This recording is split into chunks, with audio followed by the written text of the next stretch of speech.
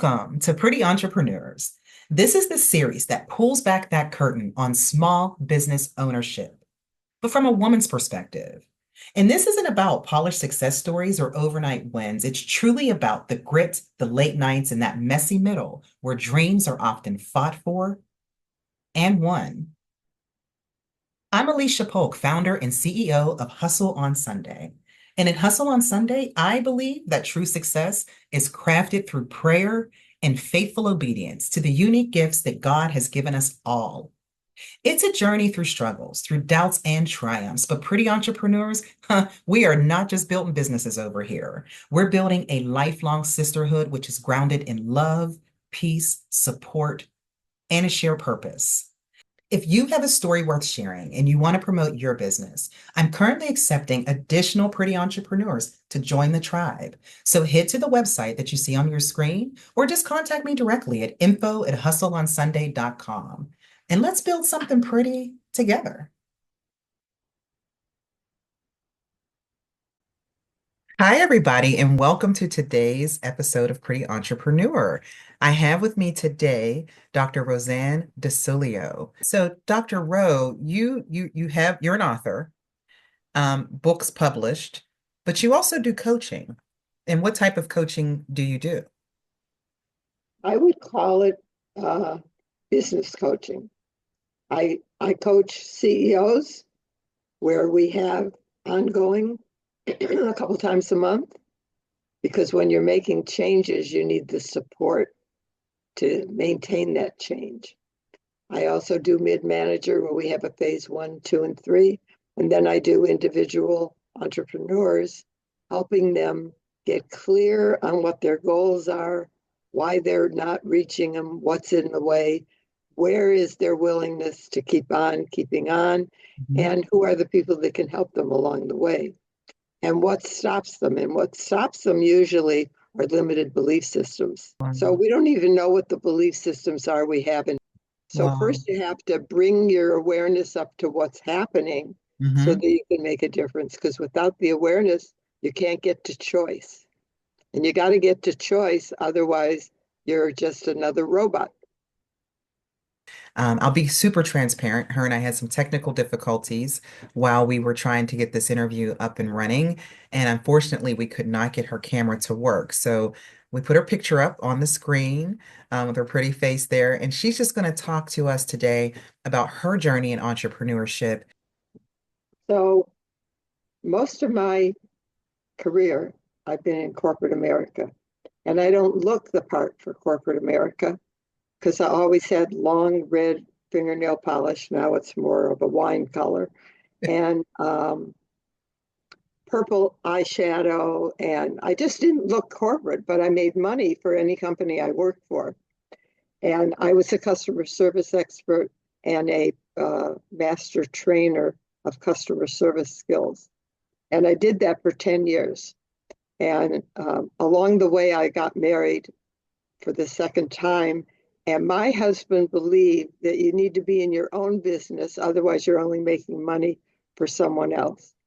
So I quit my job and I went into my own business, same business, did very well. And it came time to look at what's next. And my father passed away. He was 94 years old. And we were in good shape relationship wise. And so I wrote these little vignettes, threw them in a manila folder. That was in the days of dot matrix. That's how long ago. Yeah. I, they got lost. They got lost with all the iterations of computers, blah, blah, blah. So I thought, well, maybe I was just supposed to write them, and that was what the gift was. But it bothered me. And I put it on the back burner because there was nothing I could do about it. Then it came time for me to move, and I lived in New York most of my life, and I moved to the Washington, D.C. area. And I was taking down the binders that were on the filing cabinet, and there were the stories. And I just looked up and I went, thank you, thank you, thank you. You know, I felt one of my DIs. And I decided to, with a little help, to write a book. and I didn't know how to write a memoir, so I took a course in how to write a memoir. And instead of doing what the teacher said to do, I could use my stories out to the audience that was in the class with me, and they could give me feedback and corrections and whatever they wanted. And they all loved it, and they said I should write a book. So I wrote a book. So the distinction here is I'm not just a writer. A writer is someone who writes. I'm an author. I'm someone who writes and gets published and gets successful and has to look at what's next. I don't know what's next. But I wrote the book. I wrote the book as a legacy to my children to know who my father was and to my family. I have a very small family. I have a son, I have a daughter, I have a granddaughter, and a couple of cousins, and that's about it.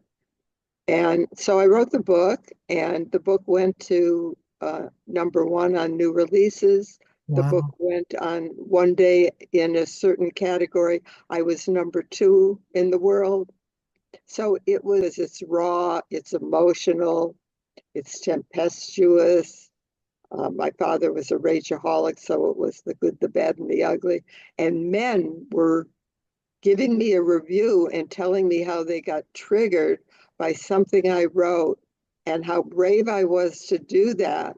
And they were going to shift a perception they had about someone in their family as a result of reading my book. And I went, this is why I'm here. I got the chills even now. This is why I'm here. And so I have men, I have women from all over the world coming in and leaving a review and telling me how it impacted them if they want to. And it just inspires me. People say I should write another book.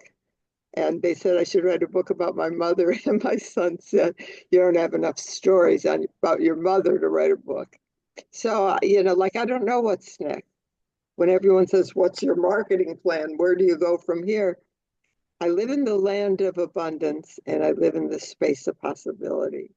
And that's my mantra. And I take that with me. And if you want any of you to, you can have it too. It isn't limited edition. And the writing of the book was a healing beyond my belief. It was such a spiritual experience. I knew that something greater than myself was with me all the way. Mhm. And I didn't know the end until I got there. And then I got to see what a healing I had. And when I get the people that are writing to me, I say, wow, I never looked at something that way. And that's how it landed. They were apologizing. I'm so sorry you had such a bad childhood. I didn't think I had a bad childhood. It's in retrospect, looking back, I could see where the abuse was. Mhm. I was, I would say I was emotionally and mentally abused, maybe a little slaps and physical here and there. Mhm. But I thought everybody was the same because you weren't allowed to talk about your family outside of your family. That was a no-no. I think that you just gave me chills. I don't know. There were parts of what you mentioned. So you mentioned the term DI when you started out. What is DI? DI is not DUI, let me clarify. DI is divine intervention. There are some stories. My book doesn't have chapters, it has topics. Okay. And some of the stories are funny, some of the stories are woo, and some of them are woo woo. That you can't make it up. And it has the most beautiful impact, and you can't make it up. What's the And title of your book? title of my book is Pain, Pumpernickel, and Profound Forgiveness. And Wow. the subtitle is A Daughter's Story of Her Punishing and Loving Relationship with Her Father. Wow. Do you want to talk about some of the scenarios in your book, how you were able to turn those into healing?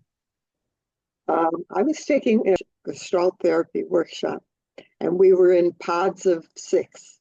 And there was about 5 or 6 pods, and I don't remember what the directions were, but I was talking about that when my mother was mad at me if I wasn't a good girl, she'd stand me in the corner. If that didn't work and I was bad, she'd call in my father, and my father would beat me with a strap at one particular point upstairs between two bedrooms, always the same place. And I was telling people that, and the director of the whole program stopped everyone and said, "Come over here. You have to hear what this woman just said." And I thought, oh my God, what did I do? And he had me tell the story. And he said, "Can you see the contamination that she has in her head, that she was bad enough that she had to be beaten? Do you think children should be beaten?" And of course, the answer is no. So fast forward, that's the basic for me to wake up and say, maybe they weren't supposed to do that to me. Maybe they weren't supposed to be like that. Because the truth is, I was a good girl, and today I'm a recovering good girl. Hmm. And if I fast forward, I went to my father one morning very early. I was visiting. They lived in Florida. I went at 6 o'clock in the morning because that's when he ate breakfast, and I didn't want my mother around. I wanted to just be with my father. And I told him how much I hated him when I was growing up and how afraid of him I was. And I went into the conversation knowing I wasn't going to get what I want. I needed to just be good for my side of the street. Wow. And so I told him what I needed to tell him, and along the way he started crying. And I said, "Do you think a child deserves to be beaten?" And he said, "No, I don't." He said, "But I didn't know any other way. That's how I was brought up. That's how I taught. And I'm so, so sorry." I did not expect that at all. I expected him to say, I don't like any of this psychological blah, blah, blah. Mhm. He didn't do any of that. From that moment on, my relationship with my father took up a greater footprint in the world. But it feels like he was almost struggling with it as well, and you set him free. Could be, could be. And then when I talk about the different stories, like my husband would say, "So is there anything we can do for you while we're here?" And he said, "Well, I'd like to have my hearing checked. I'd like to see what's going on there." My father was hard of hearing. Okay. And I said, "Well, do you need to make an appointment?" He said, "Yeah." I said, "When would you like to do that?" He said, 2:30 this afternoon. That plane better not be late. That And it is was so so cute. so typical of my father. Here's what was interesting when I look back. I spent more time with my father than I thought I did because on Sunday morning I would go with him to the bakery to get the pumpernickel bread, but we never spoke in the car. He would take me to work with him sometimes, but we never spoke in the car. He didn't know what to say. We couldn't have a conversation about politics. We couldn't have a conversation about anything. And they used to call every Sunday at 5 o'clock. And it was, "How are the kids? How's work? What's the weather? Talk to you next week at 5 o'clock." And then they'd be mad if I wasn't home at 5 o'clock on Sunday. This went on for years and years. And and then they'd call and say, "This is your father," or "This is your mother," like I wouldn't know, like I wouldn't know. Yeah. So the memories I have where there was no talking, emptiness, both Mhm. sides, mother and father, emptiness, not because there was anything wrong, because they didn't know, I wasn't their friend, that they didn't know what to say. Yeah. However, I would happen to be with my father the last week of his life. We were visiting, my husband and I. It was time to leave. I said, "I can't leave. I'm going to get on a plane. He's going to die while I'm up there. I'm not going to leave. You go, I'm going to stay." I stayed. My son stayed with me. And that last week, every time he woke up, he Mhm. called for me. And he had a pull-out couch that I was on with a lot of metal. And I had the black and blue marks on my legs Wow. as I shot out of the bed each time. And then he would talk to me. And he would say things like, "I don't know how I got so lucky to have a daughter like you. That you're just," I don't even know what he said, but I didn't even know I needed to hear this. And I heard it and I heard it and I heard it. and it melted something. It Wow. melted something away. It's funny because I was with my dad as well. Um, the last week of his life, I wasn't there. We were on the phone when he passed away. So I think when we were prepping for the interview and you were giving me some of the stories about your dad, it gave me like such like I don't know, it's warm and fuzzies and I knew that something was near. He knew something was near, but when you talk about not talking, now he's completely in his right mind, but he's really sick. So I'm going to the hospital every day for almost 3 weeks to visit him. And he knew he was dying, and I knew he was dying, but neither of us could talk about it. Um, it was a weird silence that we both just understood, but we didn't have a conversation about it. So my tagline is you're never too old to make peace with your past.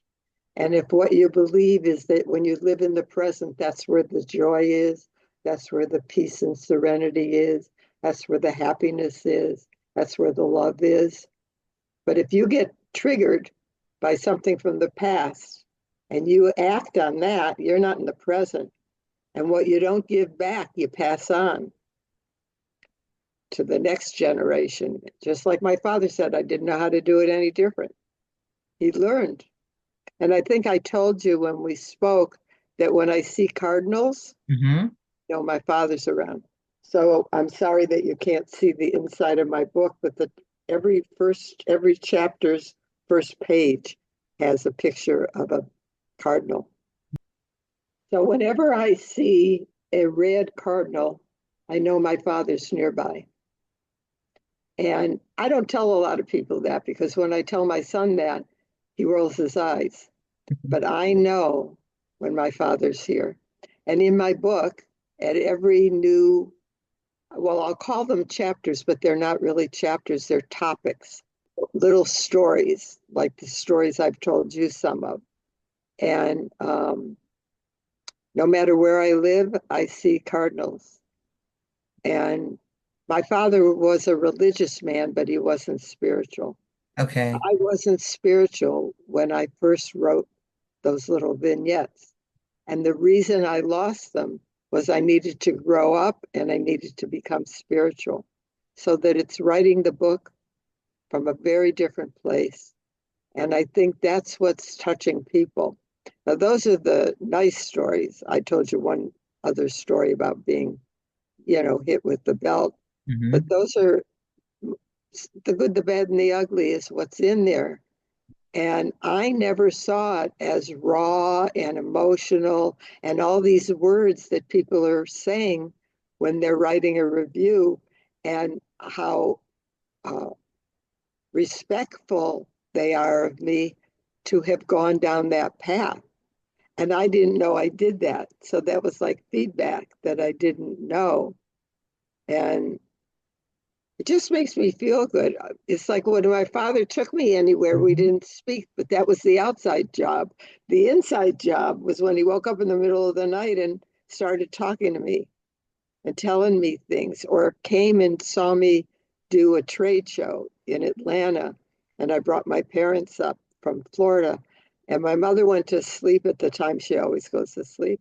And my father, who goes to sleep early, wanted to stay with me, and Pat Boone was singing in the main ballroom where I needed to set up. So I couldn't get in there till 1 o'clock in the morning. And my father was there with me, waiting, observing, leaning against a pole with his arms crossed, saying, I don't know where you learned this, but it's wonderful. And the thing most wonderful to him was the respect that people showed me, because Wow. he was brought up on respect and integrity Hmm. and um, being taking care of your family, taking care of your parents.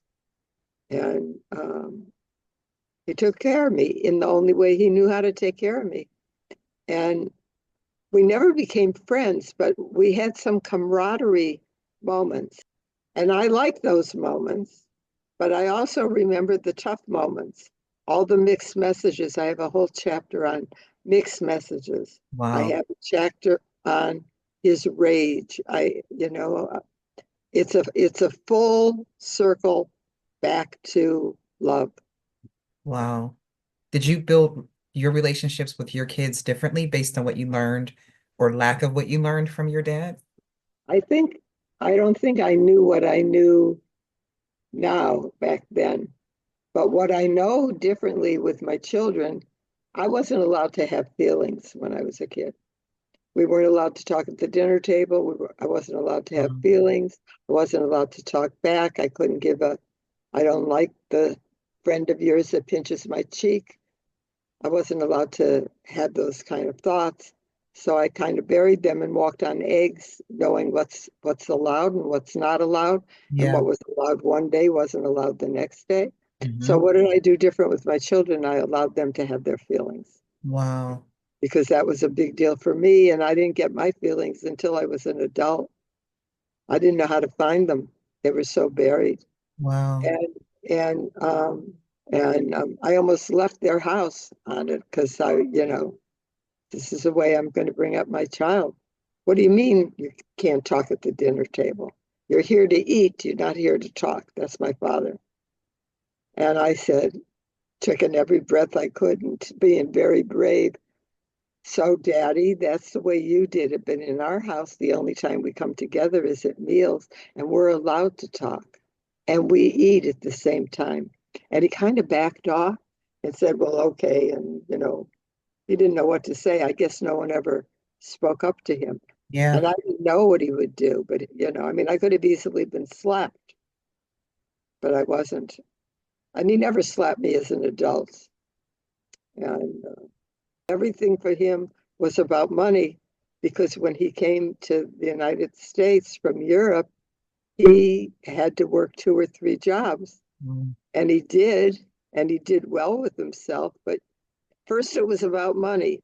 Then when I became a vice president at the company and I was telling my parents in person, I saw them and they didn't, my mother just said, that's very nice, good luck, blah, blah. And my father said, but is there a man in your life? And I said, I would think you'd be proud of me. Look what I've done. I can take care of myself. I can take Yeah. care of my children. I have a fabulous job. I have blah, blah, blah, blah, blah. He didn't care. But then I know why. He felt it was his responsibility to take care of me. And when I got married, that was someone else's responsibility and he could let go. And Uh, in the letting go of the responsibility, his humanness, his humanity came forth. He yeah. didn't have to be father. He didn't have to, like I was already made. He didn't have to make me and shape me and all of that. Is there one key thing that we can take away from your book? Well, there's lots of things that you could take away. It depends what you get triggered by. Yeah. You could take away, how can I shift my perception in how I see this? Hmm. Because I can't change the past, but I can change my reaction to it. Yeah. We know that thoughts create our reality. You don't like your reality, change your thought. And then how can I see this differently?